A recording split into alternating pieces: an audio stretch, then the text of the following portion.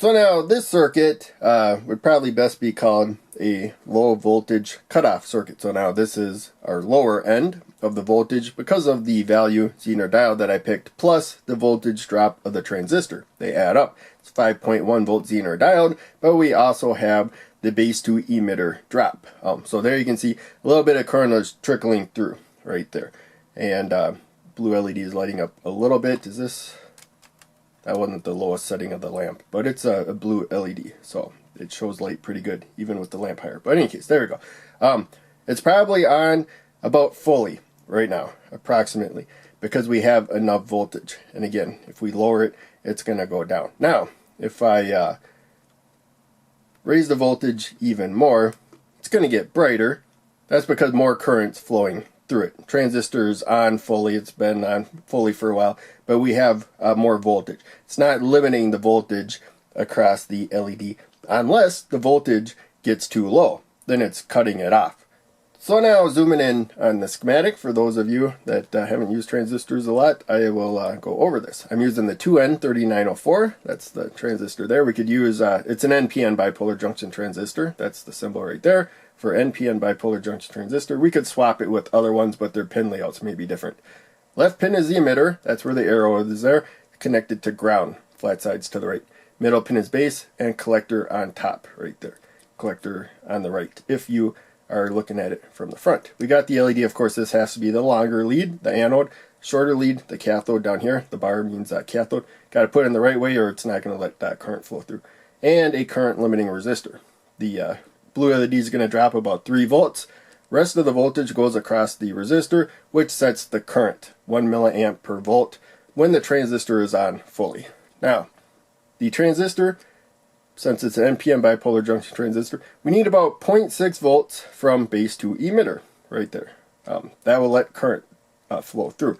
The resistor is going to limit how much current goes through.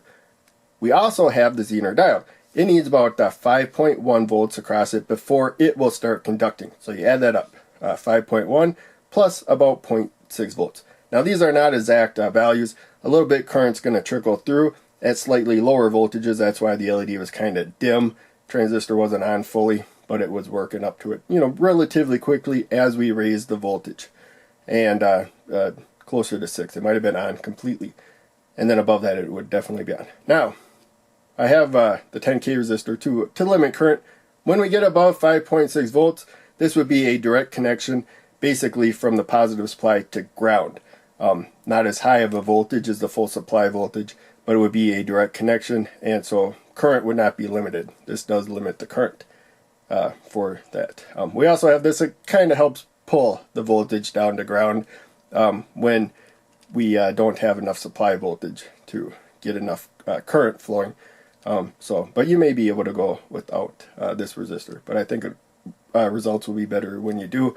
And it also, gives a path there directly to ground to help maintain this voltage across the zener when current's flowing through. And yeah, that's about it.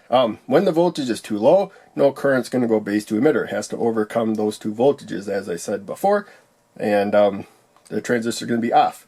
It's going to be like a switch that's open, and no current's going to flow. When we get enough voltage, we exceed that 5.6 by a little bit more, then the transistor is going to be on fully. A little bit of current's going to be flowing that way, but it's going to be like this part of the LED is connected directly to ground. So whatever the supply voltage is will be across the LED and its protective resistor. That's why as we raise the voltage, the LED got brighter. So the transistor wasn't controlling how much current goes through the LED for the most part, other than a very small voltage range. It just determined whether the full supply voltage was across the LED and its protective resistor or not.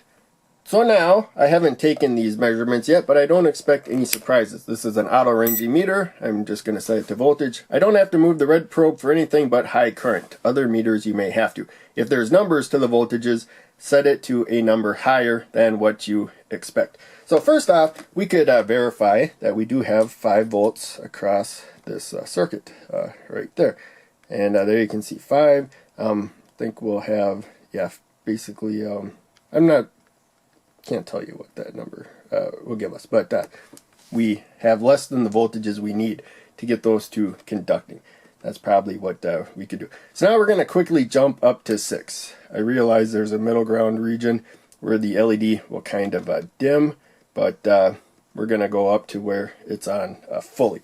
We know that it would turn off fully at 5 volts. Maybe that's a safety issue that we have at some point. So now we should have approximately 0.6 volts right there across that, between 0.6 and 0.7.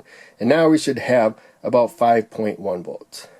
So yeah, it's a lower current. It's probably going to be slightly lower, but again, it's really close to that 5.1. And now I'm going to bump up. The rest of the voltage goes across this 10K resistor. And so if we had 1 volt, I was pushing on the plastic. If we had 1 volt, I believe that would be 0.1 amps of current that would be flowing through. So hardly any current is flowing through this resistor, but we just need a little bit. Now, we can look at whether the transistor is on fully yet or not. 0.95. So, I believe that may be slightly higher than what we expect, but basically, we do have the full voltage across the LED and its resistor right there. That sets the current. 5.8. It's going to be the supply voltage minus the voltage of the transistor. So, let's just bump this right up to... I could do 12 volts, but 9. 12 volts because this LED and resistor can handle 12 volts, and then the rest of this circuitry can as well. The weak point would be the load at this point. So yeah, we got basically 9 volts across the load, 8.88. Let's see how much is across the transistor there. So there you can see, it is conducting a little bit better than it was at 6 volts, but for the most part, it's building up, you know, just a slight voltage, even at 6. So 6 would be basically on completely if we put this LED and resistor just across the 6 volts, powering it directly. It would basically have the same amount of current flowing through it. This is only dropping a little bit right there. But again, the main thing of this circuit is, let's say for some reason, I want no current at 5 volts. There's going to be a tiny bit of leakage because this is a semiconductor or whatever, but a battery really won't notice this, the amount of current that's leaking through here. Probably won't shorten its lifespan at all, and you know, or prevent it from over discharging at all at this point if you couldn't go below 5 volts. So that's one use for this circuit if you choose to use it. Of course, probably won't use this particular transistor. It'd probably be a bigger circuit if you're using a battery to power it. But the principles would be the same if you use an NPN Bipolar Junction Transistor. To change the voltage that it shuts off at, you just change the zener diode.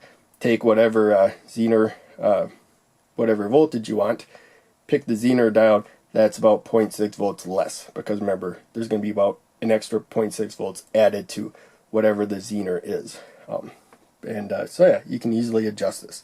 Make sure all the components though can handle all the power. So that's it for this video. Always turn off the multimeter when you're done. That's it for this video. Hope you enjoyed. Make sure you check out one of the other videos I'm posting on the screen, and check out the links down below. They all help out a lot. I'll see you in the next video.